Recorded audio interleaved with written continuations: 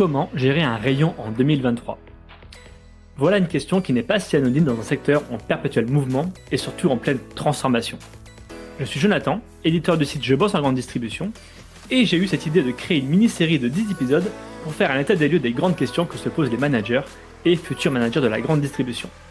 Dans ces podcasts, on va parler management, merchandising, négociation, assortiment et plein d'autres sujets qui vont sûrement vous intéresser, vous qui travaillez en grande distribution.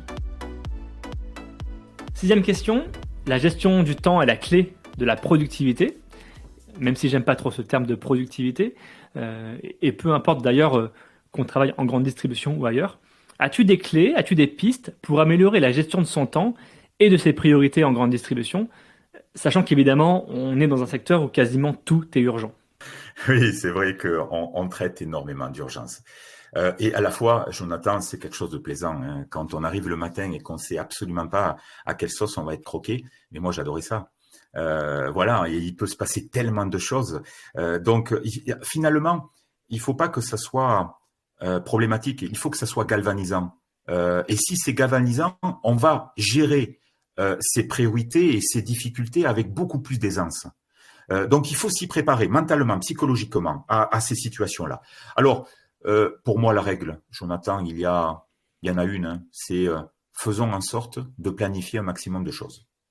On sait très bien qu'il va y avoir des tas d'imprévus. Mais si nous ne faisons pas en sorte de planifier un minimum de choses, ça va être compliqué. Je vous donne un exemple. On a un catalogue à faire, à réserver. On doit le remonter avant mercredi soir. On sait qu'on a un collaborateur qui va être absent, congé, non remplacé sur la dite semaine.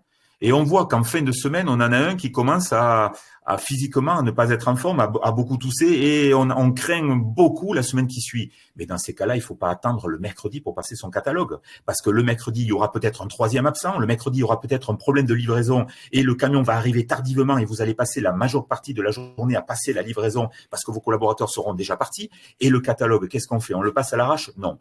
Donc, Jonathan, c'est essayons de planifier un maximum et de se dire, voilà, il faudrait que je fasse ça à ce moment-là, en anticipant, sans être trop gourmand. Ça sert à rien de se planifier sur une journée des millions de choses et au terme de la journée, d'avoir réalisé 10% de ce qu'on avait planifié. Il n'y a rien de pire pour être démotivé à la fin de cette journée. Et de se dire, mais j'ai pas avancé. Mais en fait, c'est pas qu'on n'a pas avancé, c'est qu'on a été trop gourmand, on a planifié trop de choses. Donc, pour moi, la planification. Il y a deux outils qui peuvent être utilisés.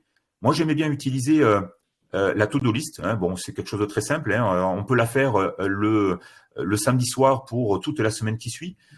Et moi, je préférais plutôt la faire la veille pour le lendemain. J'ai essayé de me dire, voilà, il faudrait que je fasse ça plutôt le matin, ça plutôt l'après-midi. Et si je peux, je ferai cette troisième chose. Et dans cette to-do list, on intègre les imprévus, entre 30 et 40% de la journée. C'est-à-dire 30 à 40% de votre temps de travail que vous estimez demain, hein, 10 heures, 7 heures, 8 heures, vous allez vous dire, ça, je mets rien, et je le garde pour gérer l'imprévu. Ouais, c'est la moyenne. Hein, Ah oui, c'est la moyenne, malheureusement. Enfin, malheureusement, non. Justement, pour moi, c'est galvanisant. Mais il faut qu'on l'intègre parce que si on est trop gourmand dans cette liste-là, forcément, on n'aura pas le temps de tout faire, du fait qu'il y aura des tas d'imprévus. Donc, la to-do list, on peut utiliser la matrice d'Eisenhower. Donc, cette matrice permet d'identifier ce qui est important et urgent, ce qui est important et non urgent, ce qui est urgent et non important. Et en fonction de cela, c'est un peu nos 20-80, de savoir ce qu'il faut faire tout de suite, ce qu'on peut planifier, ce qu'on peut déléguer et ce que nous ne pouvons pas déléguer. Hein, j'aimais beaucoup utiliser cette matrice qui est simple dans l'utilisation. Autre chose également, c'est la chronobiologie. Et ça, je trouve ça super important. La chronobiologie, c'est le fait de faire des choses qui nécessitent notamment une capacité cognitive de réflexion analytique à des moments où on est frais, à des moments où on a notre pleine capacité cognitive. Ça sert à rien de faire ça à 17 heures le soir. On l'a pas. À 13 heures, on l'a pas. Et donc, là, on se connaît mieux que quiconque et on sait que on a des moments dans la journée où on a une pleine puissance physique et intellectuelle. Et c'est à ce moment-là qu'il faut faire les tâches qui nécessitent cette puissance physique et ou intellectuelle. Donc, la chronobiologie, caler notre organisation en fonction de notre corps, de ses limites et de son potentiel. Autre chose également, c'est des objectifs. Il faut se fixer des objectifs. La DPO que je vous évoquais tout à l'heure, Jonathan, c'est une DPO qu'il faut également s'auto-fixer. C'est-à-dire, voilà, demain, je vais faire ceci et ceci, de sorte que nous nous obligions à mettre en place des actions pour réaliser ces objectifs-là. Si on ne se fixe pas d'objectifs, comment voulez-vous qu'on soit exigeant dans la réalisation et l'atteinte justement de ces objectifs? Et enfin, un dernier point, c'est les pauses. On ne peut pas bosser de 5 heures du mat à 19 heures à fond. Oui, on peut le faire, mais on va s'épuiser physiquement, on va s'épuiser cognitivement, on va se diriger vers de l'accident de travail, on va être fatigué, on va mal gérer justement managérialement nos collaborateurs, on va avoir les émotions qui vont prendre le dessus à cause de la fatigue. Donc, il faut faire des breaks, des pauses, cigarettes si on fume, boissons avec les collaborateurs.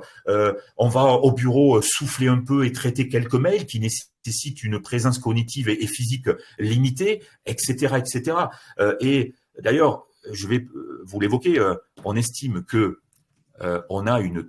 lorsqu'on fait un travail sur les commandes, par exemple, je vous parle pas d'un travail physique, un travail cognitif, on a une totale capacité cognitive seulement pendant 20-25 minutes, Jonathan. Et ensuite, au bout de la 25e minute, alors c'est pas aussi précis, c'est quand même variable en fonction de chaque individu, on a une intensité dans notre réflexion, notre concentration qui diminue. En attendant la pause, ça sert à rien de bosser pendant 2 heures sur un sujet, on va s'épuiser et on va perdre en productivité. À un moment donné, il faut mieux faire un break. D'où l'utilité de faire des breaks, des pauses dans la journée.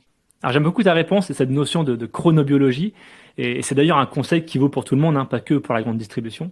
Je crois que c'est Socrate qui disait que connais-toi toi-même, apprends qui tu es, connais tes forces, tes faiblesses, et c'est important aussi de savoir à quel moment on est meilleur physiquement, on est meilleur mentalement, et ça, une fois qu'on le sait, ça participe clairement à améliorer son quotidien. Merci d'avoir écouté cet épisode. Si le format ou l'épisode vous ont plu, n'hésitez pas à ajouter une note ou un commentaire sur les plateformes d'écoute. Je vous invite maintenant à passer à une nouvelle question dans un nouvel épisode. À tout de suite.